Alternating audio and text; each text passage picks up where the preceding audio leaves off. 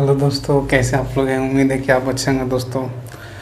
तो आज हम लोग बात करेंगे दोस्तों प्राचीन भारत इतिहास के स्रोत। इसके पहले हमारा जो वीडियो आया है आपके पास वह जो है हड़प्पा सभ्यता पे चल रहा है दोस्तों। तो प्राचीन भारत के इतिहास स्रोत जो है छूट गया था, तो उसको मैं पूरा कर रहा हूँ दोस्तों। और अगर आप हमारे चैनल को सब्सक्राइब अभी तक नहीं किए तो ज़रूर करें दोस्तों, लाइक और शेयर ज़रूर करें। मैं हूं आपका दोस्त राजीव कुमार रंजन दोस्तों। तो चलिए मैं एक ख़ास बात इसके साथ मैं आप लोगों को बताऊंगा, एक नई चीज़। बात यह है दोस्तों कि आज हम लोग लूसेंट और क्राउन का जो है निचोड़, उस पर आज हम लोग जो है डिस्कस करेंगे दोस्तों। देखिए एक्चुअली है क्या, हम लोग जान ही रहे हैं कि हमारा जो सीरीज़ है बिहार दरोगा स्पेशल चल रहा है दोस्तों। तो बिहार दरोगा जो स्पेशल है इसमें क्वेश्चन पूछता है कहाँ से है, ये हम लोग जो है इस पे बहुत सारा हम लोग खोज किए। प्रीवियस ईयर्स क्वेश्चन को हमने खंगालने के बाद पता चला दोस्तों कि यह जो है लूसेंट या क्राउन किससे पूछा जा रहा है। मैंने इतिहास को खंगाला, मैंने ज्योग्राफी को खंगाला, नहीं तो उसमें पता चला कि दोस्तों इतिहास के जो प्रश्न आए हैं बिहार दरोगा में पिछला जो साल जो उठाए हैं उसको अगर हम प्रीवियस ईयर क्वेश्चन, तो उसमें हम लोग देखें कि ज़्यादातर क्वेश्चन जो है लूसेंट और क्राउन से ही पूछा गया है। मतलब लूसेंट और क्राउन जो है अगर कोई 19 है तो कोई 20 है, बस इतना कहीं अंतर है दोस्तों। आप समझ गए होंगे मैं क्या कहना चाह रहा हूँ। मतलब कि हम लोग जो है क्राउन जो हमारा है, क्राउन का सामान्य ज्ञान नहीं, उसको हम लोग लेके चलेंगे दोस्तों। कोई एक बुक को ही लेके चलना है। मैंने पहले ही कहा है आपको कि बेहतर होता है एक तैयारी करने वाला जो कंपटीटर है उसके लिए बेहतर यही होता है कि वो किसी एक पुस्तक को 20 बार पढ़े, ना कि 20 पुस्तक को एक बार। नहीं तो कौन ज़्यादा अच्छा होगा, आप किसी एक पुस्तक को 20 बार पढ़ जाएँ वो ज़्यादा अच्छा होगा। होता क्या है दोस्तों, परीक्षा में हम लोग गलतियाँ क्या करते हैं तैयारी करने में कि हम लोग जो है दोस्तों को कहने पे वो बुक्स ले लिए। कोई यूट्यूब चैनल पे देखे तो उसने वो बुक प्रिस्क्राइब किया तो मैं वो बुक्स खरीद लिया, किसी ने वो स्टडी मटेरियल बता दिया मैंने वो खरीद लिया। तो दोस्तों हमें ऐसा नहीं करना है, करने से ऐसा बचना है दोस्तों। ऐसे करते रह जाएगा लेकिन एग्ज़ाम नज़दीक आ जाएगा दोस्तों। हम लोग जान रहे हैं कि पीटी का एग्ज़ाम बिहार दरोगा का जो है दिसंबर में एकदम प्रस्तावित है, दिसंबर में एकदम होना है। तो हम लोग दिसंबर मान के चल रहे हैं, अपनी तैयारी को दिसंबर मान के ही चल रहे हैं दोस्तों। तो इतिहास और ज्योग्राफी और विज्ञान, ये 3 सेक्शन को अगर ले लें हम तो लगभग इससे 60-70% कवर हो जाता है मेरा। मतलब 50 to 60% कवर हो जाता है दोस्तों। 10-20 क्वेश्चन, 20-30 क्वेश्चन आता है करंट से, 25-30 क्वेश्चन नहीं, इसी तरह से 10-5 पॉलिटिक्स हो गया, 10-5 इकोनॉमिक्स हो गया, नहीं इसी तरह से इकोलॉजी से रहता है कुछ क्वेश्चन। तो यहाँ पे हम लोग बात करेंगे कि हमने जब खंगाला प्रीवियस ईयर्स को तो उसमें से देखा कि ज़्यादातर क्वेश्चन जो है हमारा क्राउन से लड़ रहा है दोस्तों। तो हम लोग जो है लूसेंट और क्राउन ये 2 बुक्स को लेके चलेंगे। आपको पढ़ना है किसी एक ही बुक्स को, ठीक है दोस्तों, किसी एक ही बुक्स को आप पढ़िए और उसको बार बार पढ़िए, पूरा उसको समाप्त करिए सब्जेक्ट वाइज सब्जेक्ट को। जैसे इतिहास पढ़ें तो इतिहास को पूरा कंप्लीट करिए, ज्योग्राफी को पूरा कंप्लीट कीजिए, फिर साइंस को पूरा कंप्लीट कीजिए, नहीं इकोनॉमिक्स को करिए, पॉलिटी को करिए, इसी तरह से जो हमारा विविध है उसको कंप्लीट करिए, करेंट अफेयर्स है उसको करिए, धीरे धीरे सारा चीज़ को कर लीजिए दोस्तों। इससे क्या होगा, हमारी तैयारी जो है बेहतर से बेहतर होगा। और प्रैक्टिस तो करना ही है डेली, नहीं घटना चक्र का प्रीवियस ईयर का क्वेश्चन जो दिया हुआ है उसको उठाइए, उस पर प्रैक्टिस कर डालिए। नहीं चैप्टर वाइज है उसमें, जैसे अगर हम हड़प्पा पढ़ रहे हैं तो हड़प्पा का पूरा क्वेश्चन 70-72 को है क्वेश्चन, उसको आप बना जाइए। नहीं उस तरह से वैदिक काल का है, नहीं पाषाण काल का है, अलग अलग टॉपिक वाइज उसमें दिया हुआ है, तो उसी तरह से आप बनाते चलिए अभी से ही। नहीं तो अगर आपके पास वो नहीं है तो आपके पास लूसेंट का ऑब्जेक्टिव है तो उसको भी आप बनाते चलिए साथ में। लूसेंट के साथ पढ़ते क्राउन का भी ऑब्जेक्टिव आता है, उसको भी आप खरीद सकते हैं मार्केट से। तो बनाते चलना है दोस्तों हम लोग को, तभी हमारा तैयारी का जो है धारदार तरीके से हो पाएगा। नहीं तो 10 बुक के चक्कर में रहिएगा तो आप यही होइएगा, कभी वो बुक पढ़ लिए कभी वो बुक, पता चला कि कोनो बुक की क्लियर नहीं हुआ। तो चलते हैं दोस्तों, देरी ना करते हुए हम लोग आज बात करेंगे प्राचीन भारतीय इतिहास के स्रोत के बारे में बात करेंगे दोस्तों। तो प्राचीन भारतीय इतिहास के स्रोत जो हमारा है, आखिर हम लोग इतिहास को पढ़ते हैं क्यों? नहीं, इतिहास को पढ़ते हैं तो कहीं ना कहीं उसका स्रोत तो होगा ही ना, कि हम कैसे कहा जाते हैं कि राजतंत्र ने किसने लिखा, नहीं अभिज्ञान शकुंतलम किसने लिखा, नहीं मालविका अग्निमित्र किसने लिखा। तो ये कहीं ना कहीं हमारा इसका स्रोत जानना बहुत ज़रूरी होता है दोस्तों, नहीं इतिहास को पढ़ने के लिए। तो उसी का स्रोत को आज हम लोग जानेंगे। यहाँ से लगभग हर एक साल जो है, या अगर दरोगा में या फिर और दूसरे एग्जामों में क्वेश्चन 1-2 देखने को मिल ही जाता है दोस्तों, ठीक है। तो हमारा जो है प्राचीन भारतीय इतिहास के स्रोत जो है, इसके बारे में हम लोग बात करते हैं। जैसे कि स्रोत हमारा जो है वह यहाँ पे 4 प्रकार को हमने बात किया है। एक हमारा है धार्मिक स्रोत, दूसरा हमारा है विदेशियों द्वारा प्राप्त विवरण के द्वारा, तीसरा हमारा है ऐतिहासिक ग्रंथ, और चौथा हमारा है पुरातात्विक स्रोत दोस्तों। तो इस तरह से हम लोग ये सारे स्रोतों को, चारों स्रोतों को हम वन बाय वन यहाँ पे पढ़ेंगे दोस्तों, ठीक है। तो सबसे पहले हम बात करेंगे धार्मिक स्रोत की बात करेंगे। नहीं, धर्म स्रोत क्या क्या है? तो धार्मिक स्रोत हम उस समय के धर्म हमें कौन कौन सा मिलता है, जैसे कि हम बात करें नहीं भागवत धर्म के बारे में, शैव धर्म के बारे में, नहीं बौद्ध काल के बारे में, नहीं जैन धर्म के बारे में। तो इसी तरीक़ा से यहाँ पे हम लोग बात करेंगे। जैसे कि हमारा फर्स्ट है यहाँ पे ब्राह्मण साहित्य। ब्राह्मण साहित्य में क्या क्या आ जाएगा? ऋग्वेद, सामवेद, यजुर्वेद, अथर्ववेद, नहीं ब्राह्मण, आरण्यक, उपनिषद, महाभारत, रामायण, पुराण। ये जो हो गया हमारा ब्राह्मण साहित्य हो गया। ब्राह्मण साहित्य में हम लोग को ये ऋग्वेद, ये सामवेद, यजुर्वेद, अथर्ववेद, ये सारे जिससे कहीं ना कहीं कुछ जानकारी हमें मिलता है दोस्तों, ठीक है। जैसे कि नहीं भारत का नहीं संगीत का जनक कौन वेद को कहा जाता है? तो सामवेद को कहा जाता है दोस्तों, नहीं। फिर ऋग्वेद में कितने मंडल हैं? 10 मंडल हैं दोस्तों, लोग को मालूम ही होगा, नहीं। तो इसी तरीक़ा से हमारा यजुर्वेद है। यजुर्वेद में क्या है भाई? नहीं, उसी तरह से हमारा अथर्ववेद में क्या है? तो इस सारी चीज़ों को हम लोग को जानना है दोस्तों। तो यहाँ पे हम लोग बात करेंगे ब्राह्मण साहित्य की। तो ब्राह्मण साहित्य जो है यह इम्पोर्टेंस हो जाता है, नहीं यजुर्वेद वेद हमारा सबसे पहला जो वेद है, सबसे पुराना वेद हमारा अथर्ववेद है, ऋग्वेद है दोस्तों। सबसे बाद का वेद जोड़ा गया जिसको अथर्ववेद कहते हैं, नहीं वशीकरण, जादू टोना, भूत पिशाच कौन सा वेद में बात किया गया है? तो कमेंट में आप जरूर बताएं दोस्तों। तो उसी तरीक़ा से हम लोग बात करेंगे रामायण किसने लिखा? नहीं, उसी तरह से महाभारत किसने लिखा? वेद व्यास आप जानते ही हैं। रामचरितमानस किसने लिखा? तो इस सारी चीज़ों को आपको लेके चलना होगा कहीं ना कहीं। पुराणों में सबसे महत्वपूर्ण पुराण कौन सा है? मत्स्य पुराण, वायु पुराण क्या है? ये सारी चीज़ों को आपको देखना होगा। मतलब कि ऑब्जेक्टिव टाइप्स का एक तरह का कंटेंट वाइज थोड़ा सा देखते चलना होगा, विस्तार से आपको नहीं देखना है, समझ गए। फिर हम बात करते हैं नेक्स्ट, हमारा धार्मिक स्रोत में ही एक होता है बौद्ध साहित्य। बौद्ध साहित्य में हम बात करेंगे विनय पिटक, सूत पिटक, अभिधम पिटक, महावंश, दीपवंश, ललित दिव्यदान, बुद्ध चरित्र, नहीं महाविभास और जातक। बौद्ध साहित्य यह हमको बौद्ध धर्म में पढ़ने के समय मिलेगा दोस्तों। जब हम बौद्ध धर्म पे पढ़ेंगे तो इसमें विस्तार से बात करेंगे। जब हम ब्राह्मण साहित्य में आएंगे, ऋग्वेद, सामवेद के बारे में बात करेंगे तो उसमें हम विस्तार से जानेंगे दोस्तों, ठीक है। अभी हमारा सिर्फ स्रोत के ऊपर है, ठीक है। आगे का क्लास जो होगा वीडियो में हम लोग इस सब के बारे में विस्तार से जानेंगे। ऐसा नहीं कि नहीं जानेंगे, जानना है, ज़रूरी जानना है, आपको भी जानना है। तो बहुत साहित्य में विनय पिटक मतलब यहाँ नियमों का नहीं विवरण मिलता है बौद्ध धर्म के। सूत पिटक में क्या मिलता है? अभिधम पिटक में क्या मिलता है? महावंश, दीपवंश, इसका निर्माण कहाँ हुआ? नेपाल में हुआ दोस्तों। तो इसी तरीक़ा से ललित विस्तार, दिव्यदान, बुद्ध चरित्र किसने लिखा? असम घोष ने लिखा। इस तरह से महाविभास वसुमित्र ने लिखा। नहीं जातक, नहीं बुद्ध की कहानियों का जीवनी कहाँ मिलता है हमको? तो जातक कथा से मिलता है।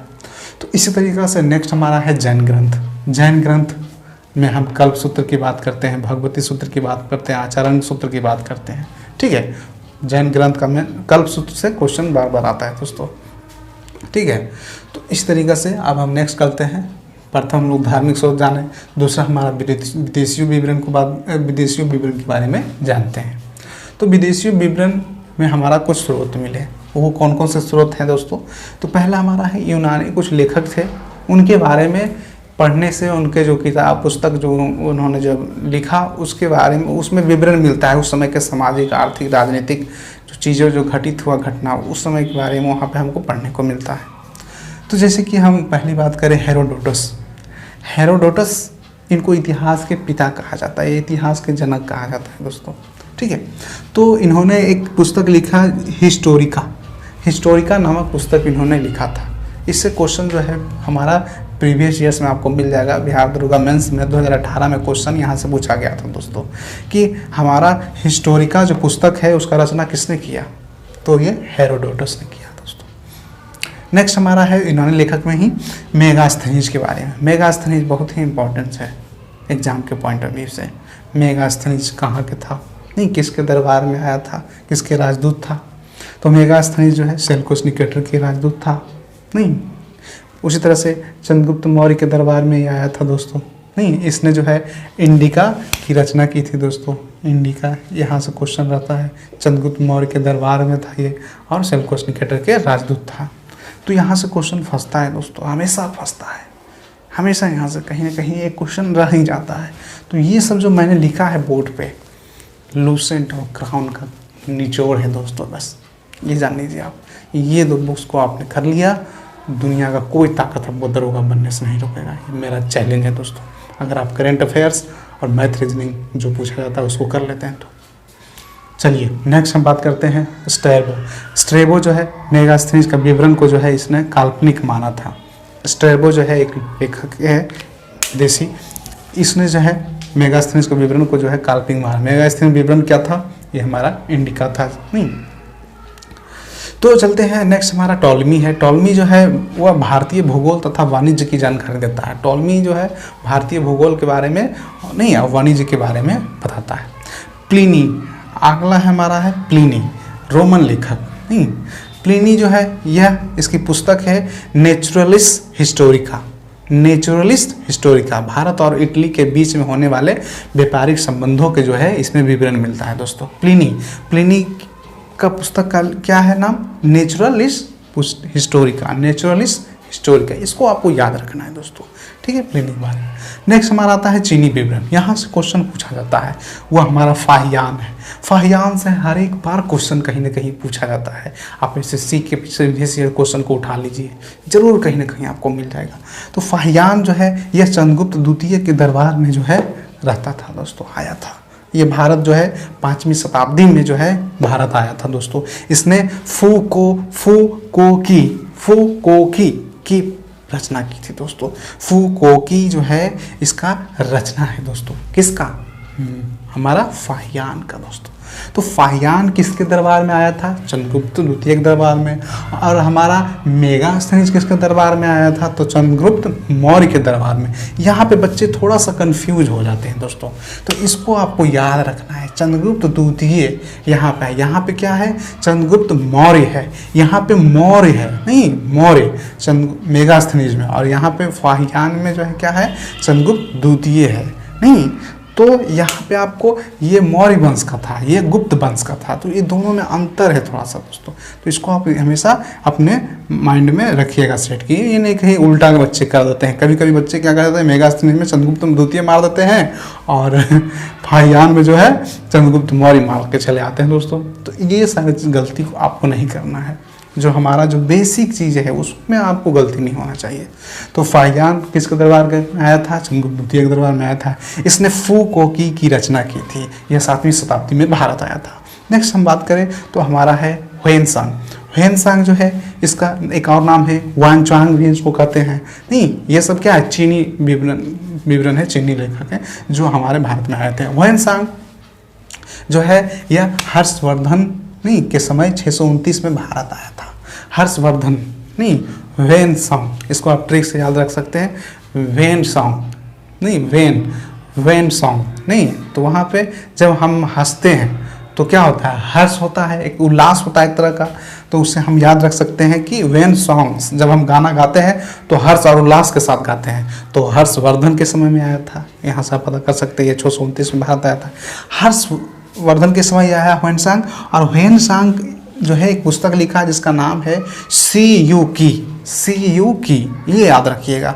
फू को की और सी यू की, ये दोनों में कंफ्यूजन होता है बच्चे को, इसको आपको याद रखना है। नहीं, ह्वेन सांग जो है सी यू की नहीं, जैसे कि यहाँ सांग लगल है, स लगल है, नहीं सा, तो स से इसका स्टार्ट होगा सी यू की। नहीं, यहाँ फ लगल है तो फ लगल है फाहियान में, तो यहाँ फू को की होगा दोस्तों। इसको आपको ट्रिक के अनुसार याद रखना है। मतलब कि कोई चीज़ पढ़िए तो उसको एक दूसरे से जोड़िए, इंटरलिंक करके पढ़िए, नहीं कोई तरह से उसको बना दीजिए। एक तरह से कुछ भी आप मन में बनाकर इसको जोड़ सकते हैं याद करने के लिए, नहीं तभी आपको लंबे देर तक याद रह सकता है। जैसे कि फाहियान, फाहिया फ से स्टार्ट होता है ना, तो फू को की हो जाएगा। नहीं, यहाँ ह्वेन सांग सा लास्ट में आता है तो सी यू की हो जाएगा, नहीं सी यू की। तो इस तरह से ह्वेन सांग किसके समय में आया? हर्षवर्धन के समय में आया। इसने एक पुस्तक की रचना की, उसका नाम क्या था? सी यू की। नहीं, इसी का एक मित्र है, ह्वेन सांग का एक मित्र है विली। विली जो है इसकी जीवनी लिखा है दोस्तों। इसने जो है 138, इसमें जो है 138 देशों का विवरण मिलता है। सी यू की जो हमारा पुस्तक है। नहीं, वाट्स के अनुसार जो है वह भारत को इंटू या अर्धचंद्रकार नाम देता है। कहता है वाट्स जो है ये इतिहासकार, इनके अनुसार जो है वह भारत को इंटू कहता है, मतलब अर्धचंद्रकार मिलता। कौन? इत सिंह, ये हमारा ह्वेन सांग। ठीक है दोस्तों, अब आते हैं इत सिंह के बारे में। इत सिंह जो है यह 7वीं शताब्दी में भारत आया था। ठीक है, इसने नंदा विक्रमशिला का जो है विवरण किया है दोस्तों। तो इत सिंह ये इम्पोर्टेंट प्राणी है। चलिए, तो ये हमारा हो गया हमारा यहाँ रोमन लेखक, चीनी विवरण। नहीं, अब हम बात करते हैं अरबी लेखक के बारे में दोस्तों।